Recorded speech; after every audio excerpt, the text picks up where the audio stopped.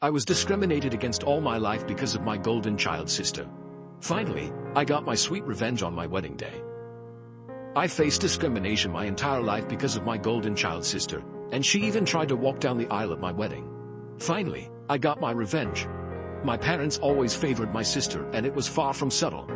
If she accused me of something, they'd believe her and punish me. But if I accused her, even with undeniable proof, they'd give her a lighter punishment and find a way to scold me too. My birthday cake always had to be her favorite flavor, and my parents pretend they didn't know I hated it. They always bought her more than me and took us where she wanted, even if it was supposed to be about me. My sister grew up spoiled and used me as a punching bag.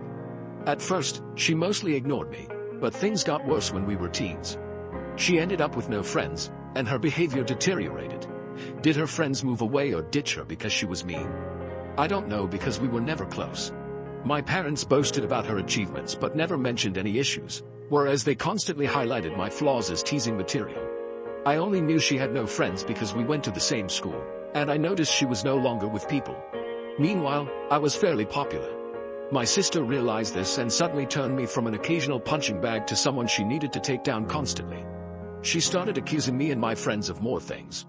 My parents stopped letting me hang out with anyone, with excuses like, "They're not good people according to your sister," or, "Why are you trying to leave us? Why can't you be like your sister and enjoy family time?" What saved me from complete isolation was my extended family. Most of them lived in the same hometown, and I got along well with my cousins despite some age differences. At one gathering, they invited me to something. I don't remember what, and I sadly replied that I wasn't allowed to go anywhere.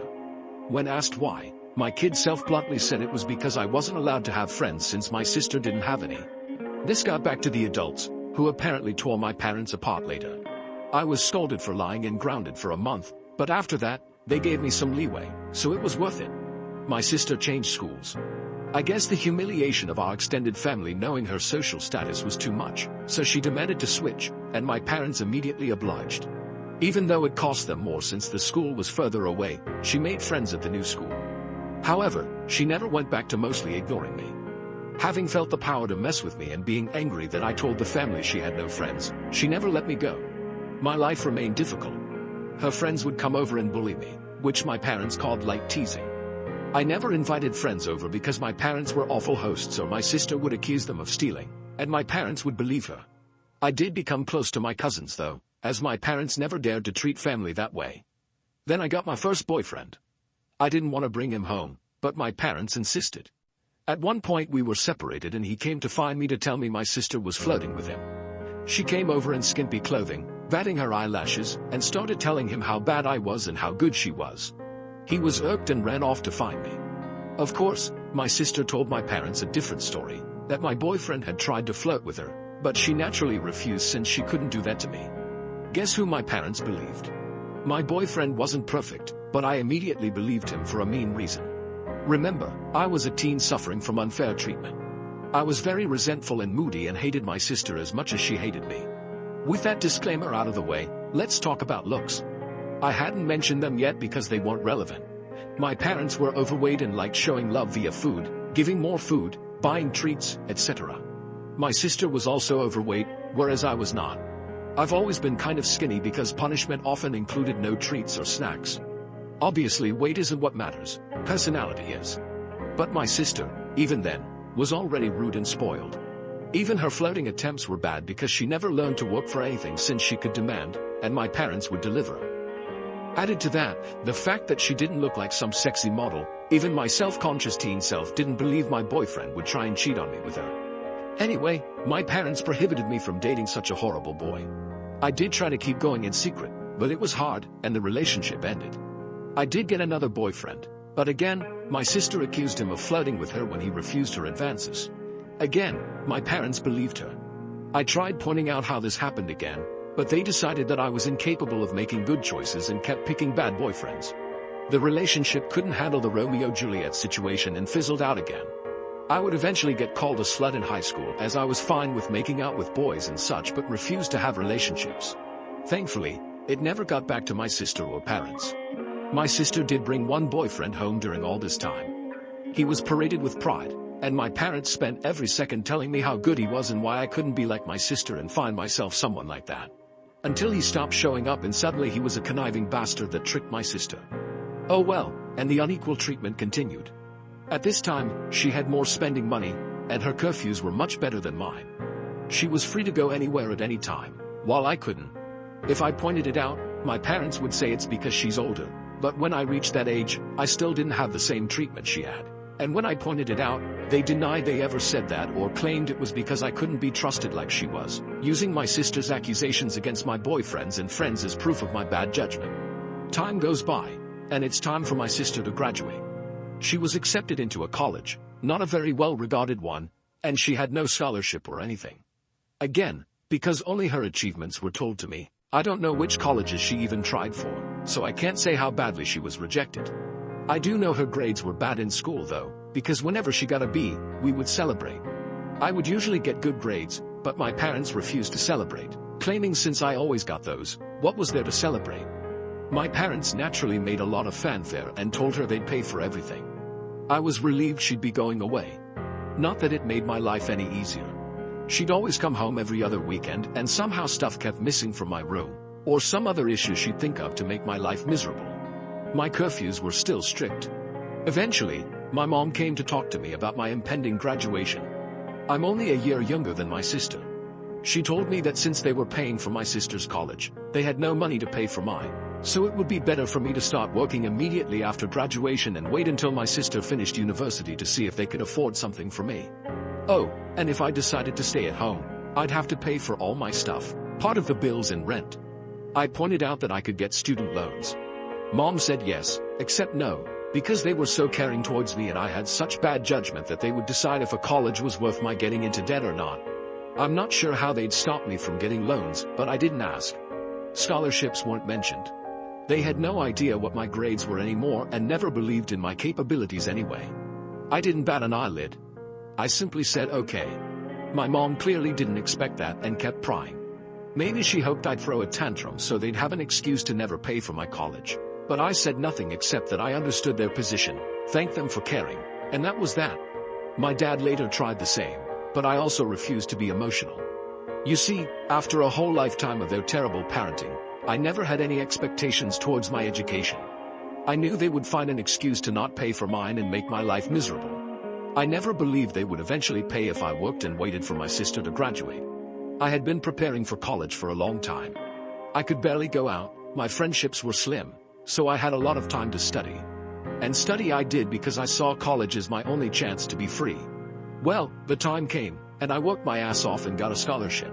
Not to anywhere like Ivy League or anything like law or medical school, but it was a good enough course in a decent college with a full scholarship. Knowing my sister would hate it and try to stop me via my parents, I put my achievement on social media at the same time I told them, even forcing myself to thank them in the post. Now they couldn't forbid me from going as they'd have to explain to the family why not. Initially, they were even a little proud and boasted about it, and then I guess my sister got to them and they changed gears and even asked me if I was sure I wanted to go. They let slip that my sister wasn't doing well in college, and since she was smarter and had better judgment than me, I'd suffer worse. I obviously stuck to my guns. They weren't happy but couldn't do anything. College was my savior. I started being happy. I still contacted my parents and visited on holidays and such, but since they refused to pay for anything, I could excuse not going a lot due to money. During this time, I avoided introducing any man to them, and my sister stopped going to college. I know she didn't graduate because, again, they'd have made a fanfare about it. She moved back home, paying no bills or rent, but it's different, my parents said, and started working at the same company as my mom, obviously thanks to my mom pulling strings. This was all presented to me as a point of pride. Almost there, I promise. I met my husband around this time. You know those people who say, if I were in that situation, I'd have done something. My husband is the type who actually does. I'm the type who is meek and a doormat in any situation and then can't sleep at night wishing I had done something, had thought of something witty to say, etc. I'm the person who can't help but cry when I'm angry. My husband is the guy who claps back immediately. He loves drama and loves to resolve it. He's the guy that if he doesn't immediately reply to a slight, you better start worrying because he won't forgive and forget, he's just doing something worse for revenge. He's the one who wanted me to post here and wanted to post on a nuclear revenge board too, but decided what we did wasn't nuclear. People were baffled that I got together with him, But just because I was incapable of acting like him due to my upbringing, it didn't mean I didn't like it. I love that my husband does what I can, and he treats people well as long as they do the same to him. When we discussed marriage, we decided we didn't care much about the ceremony due to our budget, as we'd rather spend on a dream trip to Europe for our honeymoon. As for where to do it, since his family was spread out and mine was still mostly concentrated in my hometown, we decided to do it there. We weren't living too far off either, so we could take some long trips during the weekends to manage stuff. Plus, there was some work flexibility, so we could stay in my hometown for a bit too if needed. We sent out the engagement announcement and the save the date for a few months later. At this point, my parents naturally demanded to meet my man. I wanted to grow a spine and refuse, but was having a hard time. The distance had made me think maybe my parents weren't so bad. Well, my husband looked like I had cancelled Christmas when I told him I would at least ensure they were never alone with him. See, he had been getting ready for this. He even bought a high-quality recorder he could hide in a pocket to record it all. He was stoked, thinking of all the ways he could refuse my sister's advances, insult her, and then spread the recording of her attempts to my family. So off he went alone and excited to meet them, and came back later euphoric. Babe, you won't believe the awful things they wanted. Babe, we can screw them over so bad. There's so many possibilities. I was confused and wanted to hear the recording, but he smartly told me it was better to listen to him first or else I'd misunderstand him. Well, he went there, and instead of flirting, my parents and my sister sat him down. After some grumbling about not being okay with him, my judgment, etc., they proclaimed they were willing to pay for my wedding on one condition. My sister would walk down the aisle. My parents insisted that my sister would walk down the aisle at my wedding first, in a wedding dress. Their excuse was that it wasn't okay for a younger sister to marry first, so it was only fair if my sister at least had the experience of it, at my venue, with pictures being taken, in the dress, and she'd even have a cake later. My husband will now type his part. Hey, vengeful husband here. Hell hath no fury like a pro-revenge instant karma nuclear revenge lurker when his beloved is scorned. That said, as much as my wife, she's my wife now, paints me as this quick-witted dude, I admit my neurons all but short-circuited when those folks legit suggested that crap like some sort of great gift. Even Troy would rather take in the horse a second time. Me thinks. Alas, after my brain rebooted, I did have a whole list of insults ready to spew out, but something in my soul whispered in my ear like the devil, string these idiots along. So I said I needed to think, see how my wife, back then fiancée, would react, and then ran out of there before I could give away my nefarious plans. Back to me, the wife. So my husband sincerely recounted how my parents wanted even my wedding to be about my sister, with a grin on his face and the recording to prove it. I was shocked. The distance had softened how badly they treated me, and I thought even they wouldn't go so far. Thankfully, my husband insisting on the angle of revenge helped me not go to a bad headspace. We had a blast thinking up ways to screw them over, from ridiculously outlandish to what we thought was feasible. We then called his much more level-headed brother when we decided on a plan. It involved having 2 venue addresses, giving them the wrong one, etc. Well, the level-headed brother scolded us for it. While he acknowledged he would never be able to convince us to avoid retaliation, he at least showed us that something like that would be hard to pull off. Some of our other ideas were also at risk of getting us sued, so we eventually settled for the most benign plan. Act like we agreed, but then hire security and don't let her in. Obviously, if that was all, it wouldn't be pro-revenge. The rest is mostly my husband's doing, but he wants me to do the honors. So here goes. Just important to mention, everything he did was previously discussed with me, and they were our mutual ideas. He went back to my parents, said he probed and thought I wouldn't be down with it. However, he didn't see the issue and, not wanting the family to fall apart, would be down to help them do it. He pointed out that I don't like conflict, so if I was surprised with it, I might not throw a tantrum in front of all the people. On the other hand, marriage is a big thing, so who knew if I'd lash out? Thus, he suggested a compromise. They'd help pay for stuff. This way, I would feel even more pressure to not say anything, as not only would we be public with our families there, but I'd be grateful for the help they gave. He said my parents looked shocked, and my grown sister literally started skipping with joy like a kid, so it was accepted. Importantly, my husband also claimed that due to some bad judgment and past boyfriends, these words were all my idea, and I'm so proud of using their words against them. I was distrustful and controlling and liked to check his phone and stuff to ensure he wasn't cheating on me. As such, it was imperative that nothing of this plan was ever put in writing. For any discussion pertaining to my sister walking down the aisle before me, he'd go over to their house to talk. And so began the months of deception where my parents and sister thought they were tricking me, while my husband and I were milking them. Rather than paying for the wedding, they lay low. Of course, my parents wanted input in everything, including some things that meant a lot to me, like the songs and color palette. My husband would convince them to let it go to keep me in line, but since we never really cared for the ceremony to begin with, everything else was fair game, or so they thought. Here's what we did. We'd go to check the drink and menu options and then accept the lowest or second lowest priced option. My husband would then secretly take my sister there to try it out and then sigh and say, "It's a pity we don't want to abuse my parents' goodwill, so we won't get the best options." Cue my sister demanding my parents pay for the best. My parents would then tell me not to worry and they'd pay for the most expensive option. The same was done with the photographer and flowers. My husband handed my sister a bouquet of the flowers we wanted and then sadly expressed how I wanted some other tasteless flowers. Cue my parents telling me they wanted us to go with said flowers and they'd pay for it. When it came to the wedding dress, we hit a minor snag. My parents wanted me to use a hideous dress. Okay, it wasn't outright hideous, but it wasn't my style and wouldn't look good on me. We had planned on saying yes and then simply not using it, but my mom sent me a message about it, so there'd be proof I said okay. We had to go with me refusing to text and standing my ground. My husband went over there and said he'd see what he could do. My sister suggested ruining my desired dress so I'd be forced to wear the other one. He pretended to agree. During all this time, they kept communications outside any text. We made sure that happened by having me reply to my sister when she tried messaging my husband. This solidified the uncontrolling and neurotic claims my husband was making, so they believed it and never risked anything in writing. Some people might not like the thought of their partner going around and talking badly about them to family, but I'm such a doormat that the thought of being painted as this controlling and dangerous person is extremely funny to me, and I egged him on to do it. I guess I have a warped sense of humor. Oh, and my sister did try to flirt with him, but he acted conflicted to really sell that he was with them. My husband would pretend to tell them things without my knowledge, but he never told them we hired security. It was really funny.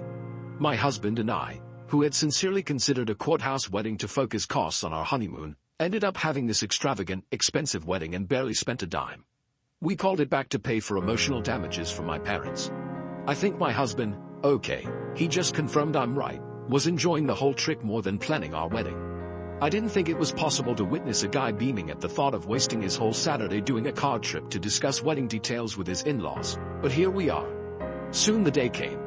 The plan my parents, sister and husband had come up with was to wait until everyone was seated since the bride always comes out late. They'd have my sister arrive at that precise time to avoid me seeing her and trying to stop it, and she'd walk down the aisle. By the time I heard what happened, it would be too late to do anything. As for my dress, we saved some of the leftover fabric from my dress alterations. My husband took that to my parents' place, my sister still lives with them, and showed them as proof he'd ruined the dress, then said he had to go back to me as I was raging and he needed to calm me down. He told them he'd see them at the wedding. We made sure to keep our real security hidden initially. As the guests and my parents arrived, they only saw a woman with a list of names to check. Only after my parents had settled in did we bring out the actual security, a guy who looked like a bodyguard. We instructed him not to let my sister in and promised a generous tip if he kept our instructions confidential. Soon, the moment arrived. My parents got a text that my sister was less than 5 minutes away, so my dad signaled for the ceremony to start. My bridesmaids had been prepped to follow his lead, so they did without checking with me. After they all took their places, my dad stood at the entrance, waiting for me. During this, a friend not in the wedding party texted me to get ready, to avoid suspicion if my husband or bridesmaids started texting. This friend, my husband's ally, was as eager to stir drama as he was and didn't mind not being a bridesmaid. As soon as my dad took his position, the bridal song began. The doors opened and I entered. My dad was shocked to see me. He tried to look behind me but couldn't see the venue entrance from where we were, so he had no idea what had happened to my sister. Then his phone rang. I saw the caller ID, and it was her. He left me with a mumbled, "Something came up." Gasps and confusion filled the room. The friend on the plan loudly asked what happened. I lied and said tearfully, "He told me it wasn't supposed to be me there." My husband and I had agreed that if my dad abandoned me, I should say that to make him look as bad as possible. The tears weren't just acting. I was genuinely hurt and trying not to cry. The friend then loudly asked, "What did he mean by it shouldn't be you?" so that everyone could hear and spread it. Then she said, "I will go and check," and ran off. We planned this so she could create chaos with the security and prevent my dad from returning to stop the ceremony. Eventually, my mom also left. At this point, my husband's dad quickly ran over and took my arm. He'd been forewarned he might need to. His desperate run to me made me smile. I walked down the aisle to whispers as people discussed what had happened. Some left to check as well. When I reached my husband, all was well. He comforted me, joking that my sad face was so real I deserved an Oscar, and reassured me he'd deal with my parents for what they did. We got married without any further issues. My parents didn't come back. I noticed a lot of people leaving and returning during the party, but no one dared tell me what was happening. Someone whispered in my husband's ear and he went out. He returned later with a thunderous expression but whispered to me that he needed to go hide before he broke character and started smiling. It worked. Here's the summary from friends, family, the security guy and my husband that I got afterwards. My sister arrived in a wedding dress. The security refused to let her in as we had agreed. He told her she must be at the wrong venue because there was already a bride. Yes, we tipped him very well as promised. My dad tried threatening him with the police, claiming he'd never heard of him, so he couldn't be working there. The security agreed to call the police since he was hired by us and was just doing his job. My dad realized it would be too late and tried to demand that he let my sister in. At this point, the friend came over, started shouting and insulting my sister, and asking what was going on, basically stalling. My mom soon arrived, followed by others. By then, the wedding plan was ruined. All my parents could do now was damage control, as everyone who learned about it was horrified they'd try to pull it off. People started screaming and berating them. The three naturally said it wasn't a secret and blamed my husband.